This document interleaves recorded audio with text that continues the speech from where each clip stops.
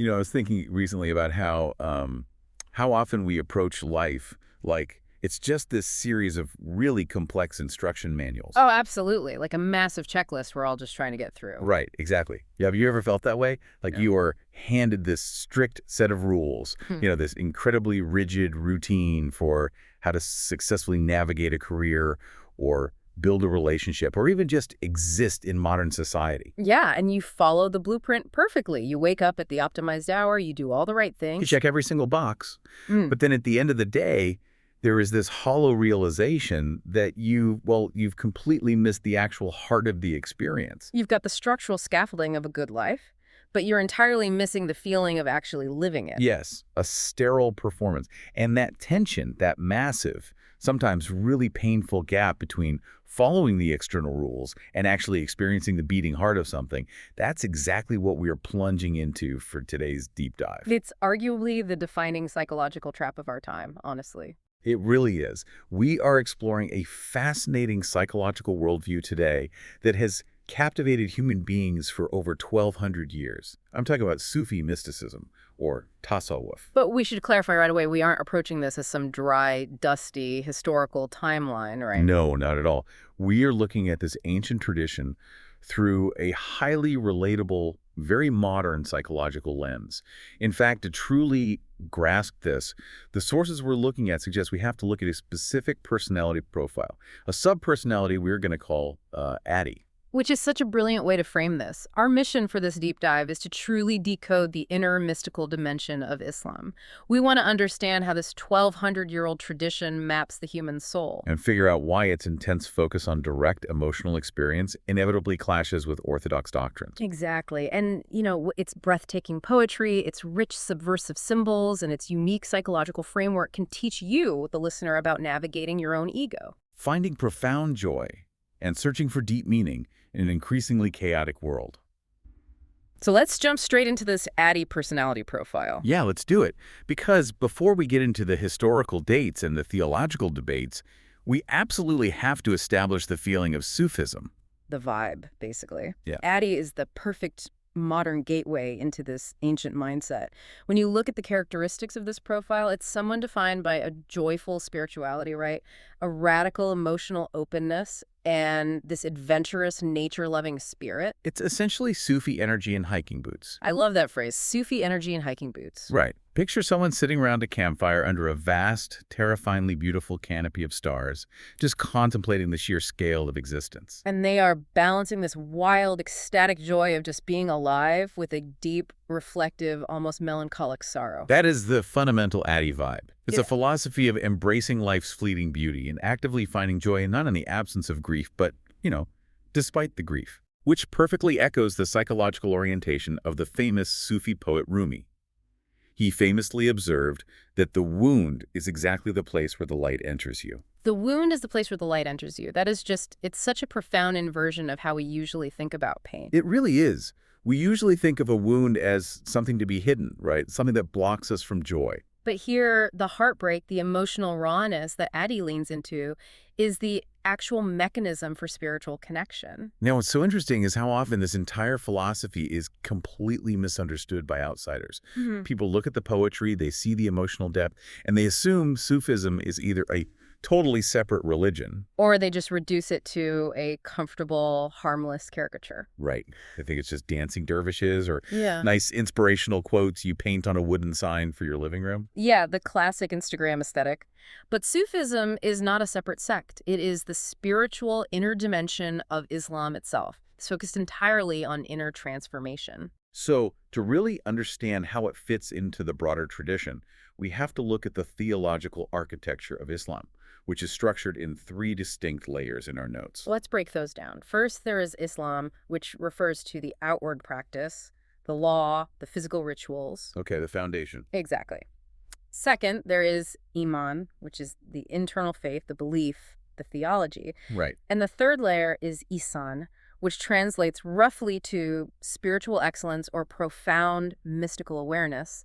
Sufism operates almost entirely within this third layer, Ihsan. Okay, let's put an analogy to this because those 3 layers are really crucial to get.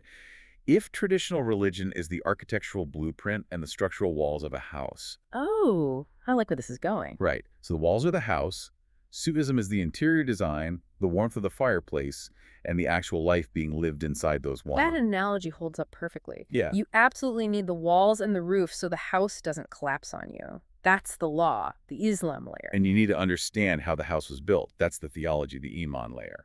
But if you don't have a fire burning in the hearth, you're just going to freeze to death inside a structurally perfect building. Sufism is the fire. Sufism is the fire. And that makes total sense when we look at how Ihsan is specifically defined in the texts. There is a famous saying of the Prophet Muhammad that defines Ihsan as the imperative to worship God as if you see him. And if you cannot see him, to know that he sees you. Notice the profound shift in language there. It is not about memorizing a legal statute. No, or debating a theological nuance. It's about cultivating an immediate, deeply felt, visceral awareness. It is purely experiential. And starting with this emotional framework, this Addy profile, this burning focus on Ihsan, it's absolutely critical. Because if you do not understand that the ultimate goal is this overwhelming feeling of divine presence, none of the strict practices or the massive historical rebellions we're about to explore will make any sense whatsoever. Exactly. When your entire spiritual focus is on this quiet internal humility and this burning inner fire, it is inevitably going to clash with an external world that is obsessed with power and wealth. Oh, absolutely. And that brings us to the history, because Sufism didn't just emerge in a vacuum. It started as a fierce, necessary rebellion. Right. In the 8th and 9th centuries CE, the Islamic Empire was experiencing an era of unprecedented explosive growth. Following the era of the Prophet Muhammad, the empire just expanded rapidly. We're talking about acquiring unimaginable wealth, sprawling cities, massive geopolitical power. Suddenly you have a culture that was rooted in desert asceticism, basically drowning in luxury. And right in the middle of all this worldly success, you have these early ascetics looking around, seeing the palaces and the gold and getting very, very worried. They were deeply alarmed, right? They were observing the society around them and realizing that the community was becoming entirely distracted by its own success. They feared that the spiritual sincerity, the actual beating heart of the faith, was quietly suffocating under the weight of all that gold. They saw people meticulously following the outward rules, maintaining the structural walls of the house, while the fire inside was completely going out. The Islam layer was thriving, but the Ihsan layer was dying. So they initiated a profound pushback. And we see key early figures driving this movement, like Hassan al-Basri, who lived from 642 to 728. He was one of the earliest, loudest voices demanding deep spiritual accountability. He was essentially standing in the middle of this booming, wealthy empire and shouting, "Do not forget the state of your soul while you are busy counting your coins." He was terrified of hypocrisy. But the figure who takes this rebellion to a completely different psychological level, we have to talk about Rabia al-Adawiyya. Rabia is a towering, revolutionary figure in mystical history. She lived from 717 to 801, and her philosophical contributions completely reoriented the trajectory of mysticism. Her teachings were radically disruptive for her time, and frankly, they're still disruptive today. Disruptive is almost an understatement. She aggressively taught the pure, unadulterated love of God, completely devoid of the fear of punishment or the hope for reward. Right. She essentially declared, if I worship you out of fear, burn me in hell. If I worship you for paradise, lock me out of it. I only want the divine for the sake of the divine. Think about how radically that upends the traditional, transactional nature of how most human beings view religion, or really how we view any relationship. It entirely dismantles the transactional mindset. She recognized a profound psychological flaw in how people approached spirituality. If your relationship with the ultimate reality is fundamentally a spiritual business deal, right? Like, if you're doing good deeds simply to purchase a ticket to heaven. Or avoiding bad deeds merely to buy an insurance policy against hell. Exactly. Then you are still entirely focused on yourself. You are fundamentally self-centered. Your worship is just an extension of your own ego and your own desire for comfort. Wow. That is such a devastating critique of human nature. It forces you to ask, am I actually being good, or am I just managing my own risk? Sufism, as it developed through figures like Rabia, began to fiercely insist that true spirituality requires moving past your own self-interest entirely. So as this movement of profound introspection grew, it inevitably had to be integrated with the broader orthodox structure of the religion, right? Yeah. Because they couldn't just stay on the fringes forever. Right. And Al-Ghazali, a brilliant and massive scholarly figure in the 11th and 12th centuries, is widely credited with doing this. He managed to give Sufism a solid, respected footing within Orthodox Islamic theology. He systematically proved that the inner mystical state and the outer law were not enemies, but actually essential partners. But before Al-Ghazali built that bridge, this intense focus on direct personal experience led to some severe, even fatal friction. And this is where we encounter the extreme edge of this history. Yeah, we have to talk about Mansur al-Hallaj. In the year 922, he was executed in Baghdad for publicly declaring Ana al-Haq, which translates to, I am the truth. And al-Haq is one of the revered names of God, so this was interpreted as him claiming literal unity with the divine. It remains one of the most famous, debated, and controversial moments in all of mystical history. To stand in the public square of the empire's capital and declare, I am the truth, was viewed by the religious jurists and the political authorities as an absolute unforgivable heresy. But hold on a second, I really want to push back on this. If these early mystics like Rabia and Hassan al-Basri are fundamentally just preaching inner peace, pure love, and spiritual accountability, why execute someone like al-Hallaj? That's the big question. Isn't executing a man over what sounds like a state of extreme poetic ecstasy a massive, paranoid overreaction by the authorities? I mean, what was the actual threat he posed? If we view his statement purely as a poetic metaphor, as an expression of overwhelming love, then yes, it seems like a horrific overreaction. But we have to analyze the political sociology of the 10th century Abbasid Empire. Okay, set the scene for us. Direct, unmediated, mystical experience is inherently impossible for a legalistic state to regulate. The authorities rely entirely on a rigid structure. The law exists, the scholars interpret the law, and the political leaders enforce it. That chain of command is the foundation of their power. Exactly. When an individual mystic like al-Hallaj stands in public and claims direct, unfiltered union with the divine, he is effectively bypassing the entire apparatus of the state and the religious establishment. Ah, I see. He is effectively saying, I don't need the scholars to interpret the truth for me, and I don't need the caliph to enforce it. I have a direct internal line. Precisely. And if the general populace begins to believe that individuals can access divine truth directly from within their own hearts, then the external rules, and more importantly, the rulers who derive their power from enforcing those rules, lose their ultimate authority. So it's not just theology, it's a massive political threat. Right. The jurists and political leaders viewed al-Hallaj not merely as a man who made a theological error, but as a profoundly destabilizing anarchist. He represented an existential threat to the structural integrity of the empire. That reframes the entire event. It wasn't just a debate over poetry. It was a battle over power, authority, and the monopoly on truth. And al-Hallaj's execution vividly proves that this inward journey isn't just some casual, relaxing weekend meditation retreat. No, it's a rigorous, incredibly high-stakes, psychologically demanding path. So, what exactly is the map these mystics are following? How are they navigating the deep waters of the soul to arrive at a point where they feel so terrifyingly close to the divine that they might risk their lives to express it? Exactly. To understand their map, we first have to understand their view of the ultimate destination. Yeah. How do the Sufis conceptualize God? Well, while they firmly believe in the same God described in mainstream Orthodox Islam, the one transcendent creator of the universe, they place a massive, overwhelming emphasis on God's immediate, intimate presence. They anchor this in a famous verse from the Quran. God is closer to you than your jugular vein. Closer than the blood keeping you alive, closer than the biological mechanics of your own body. That is such a visceral, intimate image. It is entirely visceral. In this worldview, God is not a distant, detached architect sitting on a cloud in the sky, watching from afar. God is the immediate reality pulsing through your own existence at every single second. And the entire purpose of human life is inextricably tied to this proximity. There is a sacred saying, a hadith qudsi, that forms the philosophical bedrock of the Sufi worldview. What does it say? In it, God says, I was a hidden treasure and loved to be known, so I created creation. I was a hidden treasure and loved to be known. Therefore, the ultimate singular purpose of human existence is simply to know and to love this hidden treasure. So if the goal is to intimately know this hidden treasure that is already sitting closer to you than your own jugular vein, how do you actually get there? The tradition outlines a specific spiritual journey called the tariqa, and it is structured into 4 distinct progressive stages: Sharia, Tariqa, Hakika, and Marifa. Let's really break down the mechanics of those 4 stages. The first stage is Sharia, which is the adherence to Islamic law. This is the structural foundation, the outward ethical guidelines, the behavioral boundaries. Right.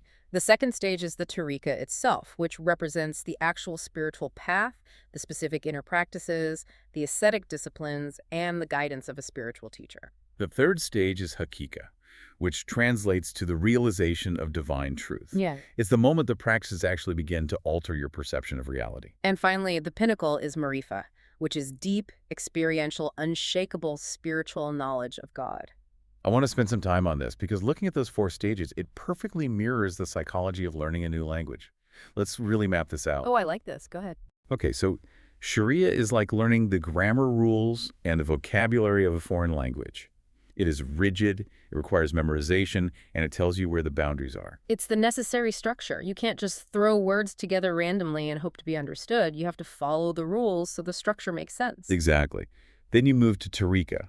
This is when you step out of the classroom and actually start speaking the language. You are practicing conversations, you're stumbling over your words, you're putting the dry theory into actual messy practice. It requires immense discipline and a good teacher to correct your pronunciation.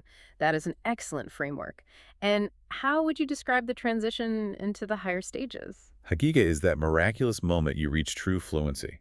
It's the moment you realize you aren't translating the words in your head anymore. You aren't consciously thinking about the grammar rules, you just understand the language intuitively. It has become a part of your internal architecture. And marifa, the final stage. That is when you are so deeply embedded in the language, so completely unified with its rhythm and vocabulary that you can write breathtaking, groundbreaking poetry in it. You have transcended the mechanical rules entirely, not by breaking them, but by mastering them so completely that they disappear into pure expression. That analogy just captures the essence of the journey so perfectly. The rules are not abandoned, they're internalized to the point of transcendence. But of course, the obvious question is, why don't we all reach marifa? What prevents most of us from ever writing that transcendent poetry? Yeah, what's blocking us? The primary obstacle is a psychological concept known as the nafs. The nafs is the ego, or the lower self. In the Sufi psychological worldview, human beings are not inherently evil. We possess a pure, luminous spiritual essence. However, that pure essence is heavily clouded, suffocated even, by this lower ego. The nafs is the relentless engine of our pride, our endless greed, our petty anxieties, and ultimately our profound spiritual emptiness. So the goal of this journey isn't to build up a healthy ego, which is what we constantly hear in modern pop psychology. Right. We are always told to protect our ego, boost our self-esteem, fortify our boundaries, but here the goal is the absolute purification of the heart, the qualb. And to achieve that, we encounter 2 massive, intimidating concepts, fana and baka. Let's tackle fana first.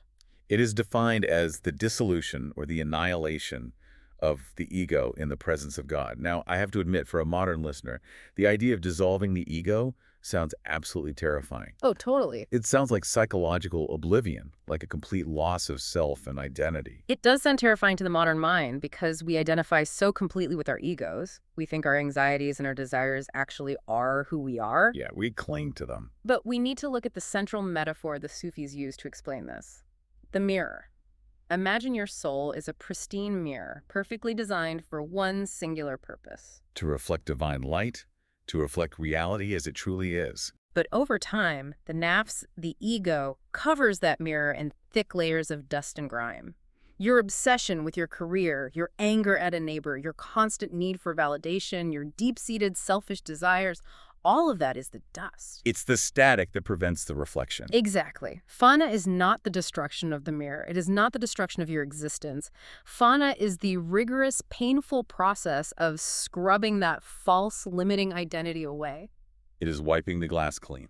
When the dust of the ego is finally gone, the mirror doesn't cease to exist.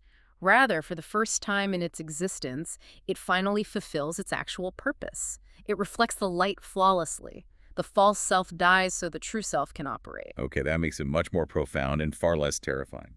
Fana is wiping the mirror. But the journey doesn't end in that state of dissolved ecstasy, does it? No, it can't. You can't just walk around forever completely annihilated in divine presence. You still have to pay your taxes, you have to talk to your neighbors, you have to raise your kids. And that is where the necessary counterpart comes in. Baka. Precisely. Baka translates to subsistence or continuation.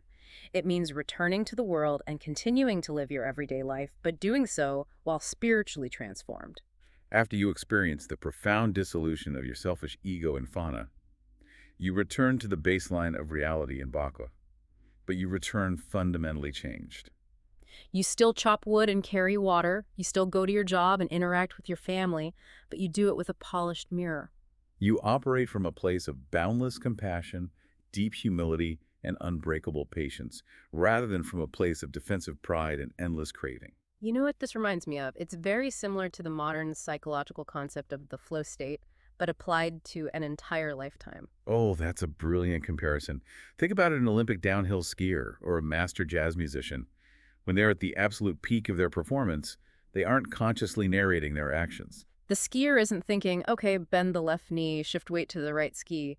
The jazz musician isn't thinking about the music theory of the chord progression. Their ego, their conscious I, has completely dissolved into the action. That's fauna.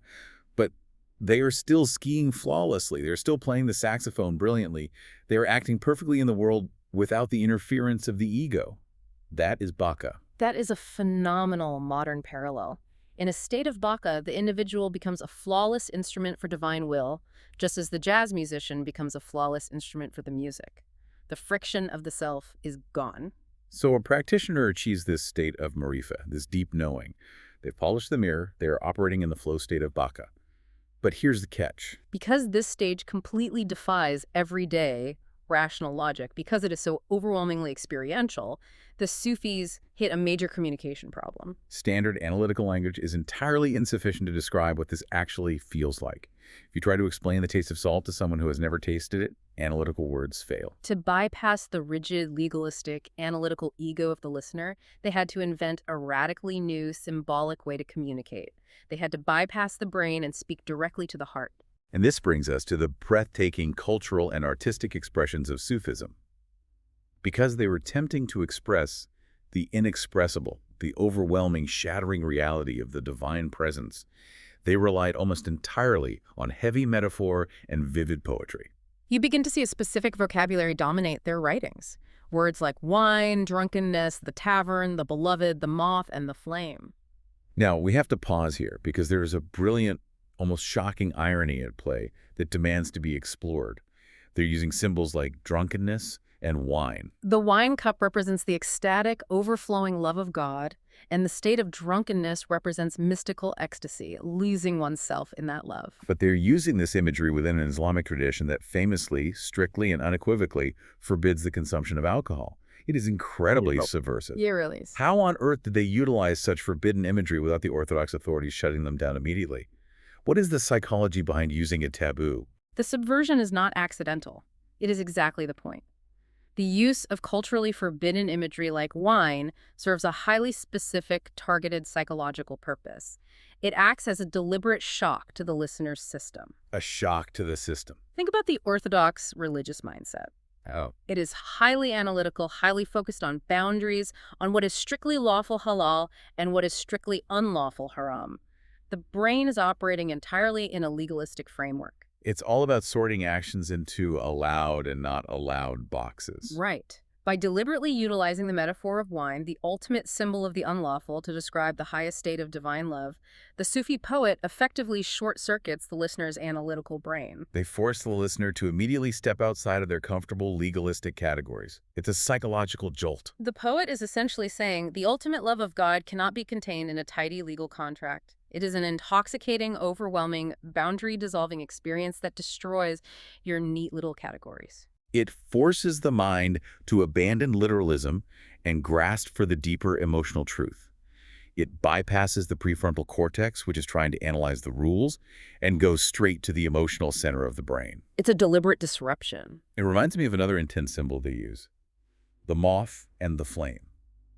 The moth is irresistibly drawn to the light of the flame. It circles it, getting closer and closer, driven by an instinctual love, until it is eventually completely consumed and burned to ashes by the very thing it loves. It is a stunning, violent metaphor for fauna, that absolute annihilation of the ego in divine love. It's beautiful, but it is intense. And these mystics didn't just use these metaphors in short, isolated poems. They wove them into massive, epic, sacred narratives. We have to talk about the famous story from the 12th century poet Farid Uddin Attar called The Conference of the Birds. The Conference of the Birds is truly one of the great masterpieces of world literature. It operates as a profound psychological map disguised as a fable. In the story, the birds of the world gather in a time of crisis and realize they desperately need a sovereign, a king, to guide them. The hoopoe bird, acting as the spiritual guide, tells them they must seek out the mythical, legendary bird known as the Simurgh. But to reach the Simurgh, they have to fly through 7 incredibly perilous valleys. And these valleys are direct representations of the stages of the spiritual path, the tariqa, right? Exactly. They must cross the Valley of the Quest, the Valley of Love, the Valley of Detachment, all the way to the Valley of Deprivation and Death, which represents Fana. As you can imagine, the journey is brutal. Millions of birds start the journey. But many make excuses, many give up when it gets too hard, and many die along the way. Finally, after unimaginable hardship, a tiny, exhausted flock of exactly 30 birds reaches the destination, the dwelling place of the Simurgh. Let's focus on the profound psychological impact of the ending of this story. Because when these 30 exhausted, broken-down birds finally arrive, looking for this grand external savior, what actually happens? They don't find a giant bird sitting on a golden throne. They find a calm, reflective lake. The 30 birds look down into the still water, and they see their own reflections staring back at them. And here is the brilliant linguistic twist. In the Persian language, si means 30 and murg means birds. Simurgh, 30 birds. Oh, wow. The 30 birds suddenly realize that they are the Simurgh, the ultimate divine reality they were desperately searching for across the entire world, suffering through 7 valleys to find, was actually reflected entirely within their own purified souls all along. It is the ultimate narrative expression of the polished mirror. They had to go through the grueling journey of Fana not to find something new, but simply to strip away the ego so they could see what was already there. That gives me chills every time I think about it. And this urgent need to bypass the analytical mind and induce these states of realization didn't stop at poetry and epic stories. No, it bled heavily into their physical rituals and cultural expressions. We see the development of dhikr, which is the repetitive chanting or remembrance of God's names. And this isn't just speaking, it is heavily tied to rhythmic breathing and physical swaying. There is the iconic whirling meditation of the Mevlevi order, often known in the West as the whirling dervishes, where the spinning represents the cosmic harmony of the planets revolving around the sun. And there's the deeply intoxicating use of music, the Qawwali traditions in South Asia, the Sama ceremonies in Turkey. What they are doing with these rituals is highly sophisticated. They are utilizing specific rhythms, controlled breathing, and sweeping melodies to physically alter the physiological state of the practitioner. It is a technology of consciousness. They are using sensory overload to quiet the rational mind and induce that state of Fana. Even their conceptualization of death completely shifts under this framework. Look at how they treat the death of a great spiritual teacher. When a renowned Sufi saint passes away, the community does not hold a traditional mournful funeral. They celebrate the anniversary of the death as an urz, which literally translates to a wedding. A wedding. Think about the implications of that word choice. For the mystic, the physical body is merely a cage keeping the bird away from its true home. Death is not a tragedy. It is the ultimate joyous liberation. It is the moment the soul of the saint is finally permanently united with the beloved. It is a moment of ultimate joy, a celebration of union. This poetic ambiguity, this relentless focus on emotional longing, ecstatic union, and the ultimate triumph of love over law is exactly why Sufi literature, like the works of Rumi and Hafez, exploded beyond the borders of the Islamic world and became globally influential. It speaks a universal language. It speaks directly to human emotional longing rather than strict legalism. It creates an experiential joy that a dry textbook on theology simply cannot provide. But as we established earlier when discussing the tragic fate of Al-Hallaj, not everyone in the broader Islamic world looked at this poetic, music-filled, ecstatic approach and smiled. No, definitely not. When you start introducing hypnotic music, the veneration of dead saints, metaphorical wine, and the controversial idea of direct mystical union into a strict, deeply traditional legal framework, ideological clashes are not just likely. They are absolutely inevitable. We need to dedicate some serious time to navigating these theological fault lines. We do. And as we delve into these complex dynamics, we absolutely must maintain strict historical impartiality. Our goal here is not to validate one theological position over another, but to rigorously examine the arguments, the perspectives, and the underlying logic of these different groups exactly as they have debated each other for centuries. There are three major points of comparison and conflict we need to unpack: the Sunni perspective, the Salafi perspective, and the Shia perspective. Let's begin with the relationship between mainstream Sunni Islam and Sufism. Historically, and even today, the vast majority of Sufis actually consider themselves to be orthodox Sunni Muslims. They don't view themselves as a breakaway sect at all. They believe they are simply practicing the deepest, most sincere level of the Sunni faith. Their argument is essentially, law without spirituality is dry, empty, and hypocritical, but spirituality without law is chaotic and dangerous. They want both. They view themselves as the heart of the orthodox body. However, from the perspective of strict traditional Sunni jurists, there is a persistent, nagging concern. The core of Sunni Islam relies heavily on strict adherence to the Sunnah, which are the traditions of the Prophet, and Ijma, the consensus of the scholarly community. The great fear in traditional Sunni jurisprudence is bid'ah. Bid'ah, which means religious innovation, adding things to the religion that weren't originally there. Precisely. The argument is that the religion was perfected by the Prophet. Therefore, any unauthorized addition is a corruption. So when Sufi orders begin introducing highly structured new rituals like specific types of rhythmic breathing, elaborate group chanting sessions, or musical ceremonies, Orthodox scholars raise a red flag. They argue the Prophet did not teach this specific breathing technique. He did not mandate these musical gatherings. They worry that the pursuit of spiritual ecstasy is leading practitioners to invent new religious practices, which fractures the unity of the faith. So it's a tension over methodology, how much flexibility is allowed in the pursuit of God. But that tension over methodology gets dialed up from a mild debate to an absolute systemic clash when we look at the second major comparison, Salafi or Wahhabi movements versus Sufism. This is, without a doubt, the area of greatest modern theological friction. Let's really break down the mechanics of this conflict. It is a profound, fundamental ideological collision. Salafi movements are defined by their strong advocacy for a strict, unyielding return to the practices of the Salaf, the earliest generations of Muslims. They emphasize a highly literal interpretation of Scripture and maintain a fierce, uncompromising rejection of any later cultural or religious innovations. For a Salafi scholar, the preservation of Tawhid, the absolute oneness and indivisibility of God, is the paramount concern. Anything that even remotely threatens that oneness is aggressively condemned. And from that strict, literalist perspective, many of the practices that Sufism relies on are seen as direct threats to that core tenet. The most glaring example is the Sufi practice of visiting the tombs of saints, seeking their blessings, or celebrating the Urs we talked about earlier. From a strict Salafi perspective, venerating a tomb or asking a deceased saint to intercede on your behalf borders dangerously on shirk idolatry. It is viewed as directing worship or reliance toward a human being, rather than directly to God. They also vehemently reject the use of music in religious contexts, viewing it as a worldly distraction. And they're highly suspicious of the Sufi reliance on non-literal, esoteric interpretations of the Quran. It is a complete rejection of the Sufi methodology.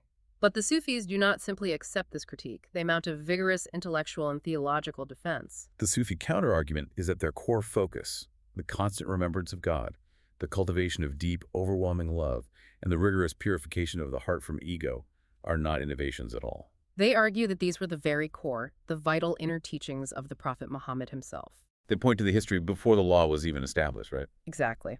Sufis heavily emphasize the Prophet's early life, specifically his habit of retreating to the cave of Hira for long periods of deep, isolated meditation before he ever received the first revelation of the Quran.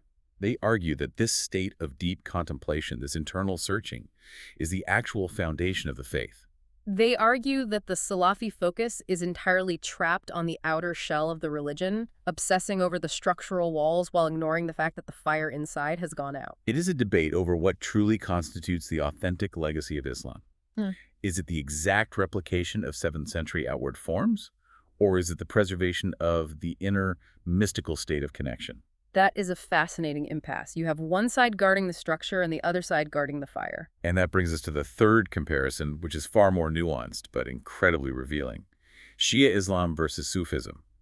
At first glance, if you look at their theological structures, they actually share a tremendous amount of philosophical DNA.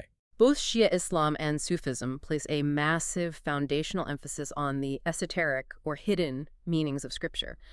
They both believe that the literal text is just the surface, and that deep truth requires navigating complex symbolism. Furthermore, both traditions rely heavily on the concept of absolute spiritual authority guiding the believer. They share a very similar esoteric orientation, yes, but the mechanism of that authority, how a leader actually gains the right to guide others, is fundamentally different. In Shia Islam, legitimate spiritual and political authority is inextricably tied to bloodline.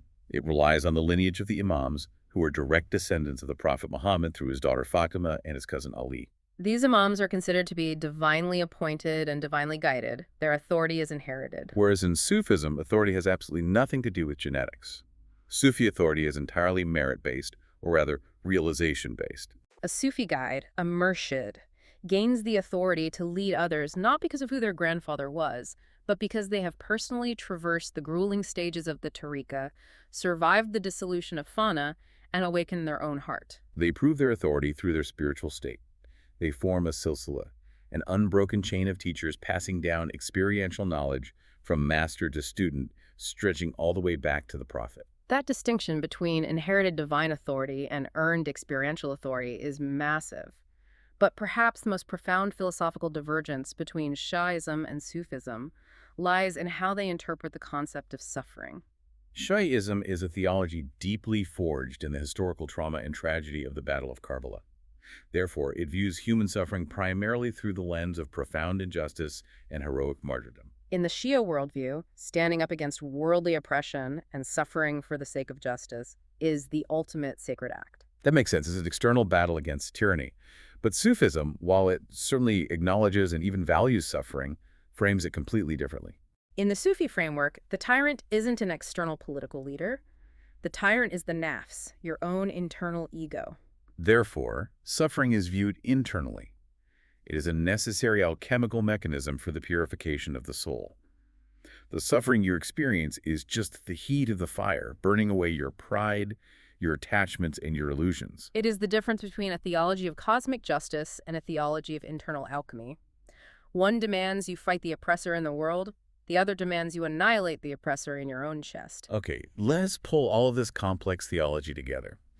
When you look at all these relationships, the tension with traditional Sunni law, the fierce luralist debates with Salafi reform movements, the structural and philosophical divergences from Shi'ism, it sounds to me like Sufism operates fundamentally as the ultimate yes-and philosophy. Yes, and I like that. They are looking at the massive, rigid structure of Orthodox tradition and saying, yes, we agree with the established laws, and we also urgently need the mystical, direct experience.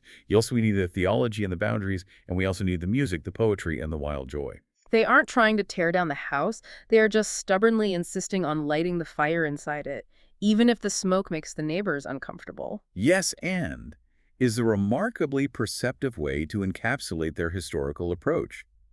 And what is so vital to understand is that this specific philosophical flexibility, this unique ability to say yes and to local customs, to human emotional needs, and to diverse ways of thinking is exactly what historically made Sufism the primary, most effective missionary engine of the entire Islamic world. Because they weren't showing up as rigid conquerors demanding absolute behavioral conformity. Precisely. When Sufi teachers traveled to new regions, they didn't just arrive with heavy, intimidating books of foreign law. They arrived with captivating poetry. They arrived with music. They arrived with a universal message of divine love and a practical methodology for purifying the heart. Because their core focus was on the internal state rather than the external aesthetic, they could adapt beautifully to local cultures. They utilized local musical instruments to perform their dhikr. They adopted local poetic structures to translate their metaphors, and they framed their teachings in ways that resonated with the existing spiritual traditions of the people they met. If your core message is about the heart's yearning for the divine, you can translate that into any cultural language on earth.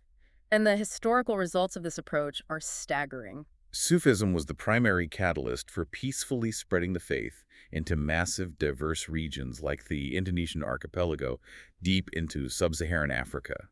and across the vast, complex spiritual landscape of India. They were able to build genuine bridges with Hindu mystics, engage in deep dialogue with Christian monks, and interact with Buddhist practitioners, largely because their focus on the internal dissolution of the ego created a massive universal common ground.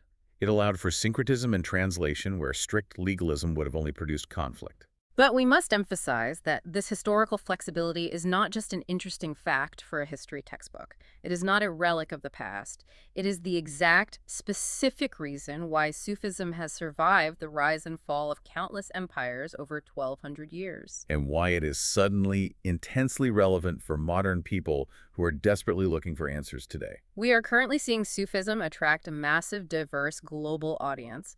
People across Europe, throughout North America, and in highly secularized modern cities are being drawn to it in record numbers. And they are drawn to it because the Sufi worldview directly diagnoses and treats the unique psychological ailments of modern life, our pervasive spiritual emptiness, our chronic low-grade anxiety, and our profound sense of alienation. Let's really dig into why this ancient system is acting as an antidote to modern burnout. To understand why it resonates so deeply with the modern mind, we have to look at how Sufism diagnoses the baseline human condition. In many Western religious frameworks, the central psychological problem of humanity is framed around the concept of original sin. It's the idea that there is a fundamental brokenness, a deep inherent guilt or stain that you inherit the moment you were born. You start in a deficit. But in the Sufi psychological framework, the central problem is diagnosed entirely differently. The core issue is not that we are fundamentally evil. The core issue is simply forgetfulness. Forgetfulness. The Arabic term is the flah. It is a revolutionary shift in psychological framing. The Sufis believe that before you were even born, your soul existed in a state of pure connection with the divine. You knew the truth. But when you were thrust into this physical world, you were immediately distracted. The noise of society, the demands of the ego, the pursuit of wealth, the endless scrolling of modern life, it all creates a thick fog. We simply forget our origin. We forget that the divine presence is closer than our jugular vein. And from that one simple act of forgetting stems all of our modern neuroses, our defensive pride, our insatiable greed, our crippling anxiety, and that hollow, aching feeling of spiritual emptiness. We are desperately trying to fill a void with money, status, or distraction, a void that only remembrance can actually satisfy. The therapeutic implications of framing the problem as forgetfulness rather than inherent evil are massive. Think about it. If the core problem is that you are permanently broken or fundamentally sinful, then the solution often looks like punishing yourself, carrying immense guilt, or engaging in endless self-flagellation. But if the only problem is that you just temporarily forgot something you already know, then the solution isn't punishment. The solution is simply setting up a robust, beautiful system to remind you. Exactly. The cure for forgetfulness is remembrance. And the entire Sufi path at Tariqa is simply an elaborate architecture of remembrance. It relies on practices like Bikr, which literally translates to remembrance, chanting the names of God to re-anchor the wandering mind. It relies heavily on spiritual companionship, surrounding yourself with a community and a guide who can gently tap you on the shoulder when you get lost in your ego and remind you of who you actually are. And above all, it relies on cultivating an overwhelming love that makes it impossible to forget the beloved. Which brings up a fascinating question about who is actually walking this path today. If this is a system of remembrance through love, poetry, and community, who is the modern audience? The tradition naturally attracts individuals who are highly introspective, deeply creative, and instinctively drawn to emotional depth. It is a spiritual psychology perfectly, almost custom-tailored for people who feel deeply alienated by the rigid legalism or political posturing of modern organized religion, but who still have a burning craving for profound, transcendent meaning. It provides a framework for mysticism without abandoning structure. And this brings us full circle, connecting perfectly back to you, the listener, and to that Addy personality profile we introduced at the very beginning of our journey today. Think about the hiker sitting by the campfire balancing wild joy with deep sorrow. How exactly does a 1,200-year-old tradition validate that specific modern persona? Think about the daily reality of the modern seeker. We are living in an unprecedented age of absolute, suffocating information overload. We are bombarded with thousands of rules, societal expectations, notifications, and data points every single waking hour. The modern seeker is not looking for more rules in an already overwhelming world. They are starving for a direct experience. They want an unmediated encounter with meaning. The specific blend of wild, ecstatic joy, deep, reflective sorrow, a profound connection to the natural world, and an uncompromising insistence on emotional authenticity that the Adi persona values, that the exact, precise psychological orientation that Sufism has been nurturing for centuries. Sufism looks at the modern seeker and says, your deep, aching sorrow over the broken state of the world and your wild, uncontainable joy when you look up at a starry sky are not distractions from religion. They're not things you need to suppress to be holy. They are the very fuel for your spiritual journey. That is incredibly validating. It effectively says that your rawest emotions aren't a liability you need to manage. They are the actual path you need to walk. So let's pull the camera back and survey this massive territory we've covered today. We started all the way back in the 8th century, examining an ascetic rebellion led by courageous figures like Hassan al-Basri and the radical Rabi al-Adawiyya, Who pushed back against the suffocating material wealth of a booming empire by demanding a return to pure, non-transactional love. We meticulously mapped out the 4 stages of the spiritual journey, from the foundational grammar of Sharia, through the practice of tariqa, to the fluency of haqiqa, and finally arriving at the breathtaking poetic mastery of marifa. We explored the psychological necessity of subversion, looking at how mystics use the intoxicating, forbidden imagery of wine and the violent metaphor of the moth and the flame to short-circuit the analytical brain. We traveled through the 7 valleys in the epic conference of the birds, realizing that the ultimate divine reality is reflected within. We unpacked the rigorous, painful, but ultimately liberating psychological process of fauna wiping away the thick dust of the ego so the mirror of the soul can fulfill its purpose. In returning to the world in a state of baka, acting as a flawless instrument of compassion. And we rigorously examined how this beating, mystical heart fits into and occasionally collides with the broader theological structures of Islam. Navigating the complex tensions with Sunni orthodoxy, Salafi literalism, and Shia esotericism. It is an entire comprehensive system designed from the ground up for one purpose, Right. the transformation of the human ego. And that concept of transformation is the most crucial takeaway for you, the listener. True knowledge, as the Sufis emphatically and repeatedly teach, is absolutely not about accumulating historical facts so you can sound intelligent in a meeting or well-informed at a dinner party. Knowing the exact dates of al-Ghazali's life, or being able to perfectly define the theological difference between fauna and baka, is utterly meaningless if it remains just static data in your prefrontal cortex. True knowledge is measured solely by how that information practically, noticeably alters your character. Does your learning foster a genuine, quiet humility? Does it increase your patience when you are wronged? Does it actively expand your capacity for compassion in your mundane, everyday interactions?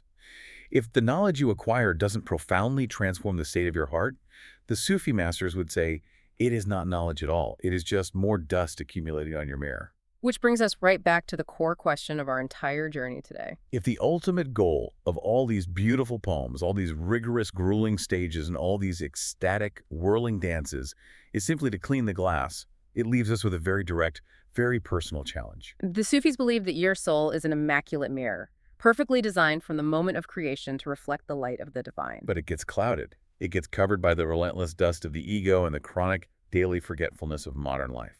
So I want you to look at your own life today, right in this exact moment.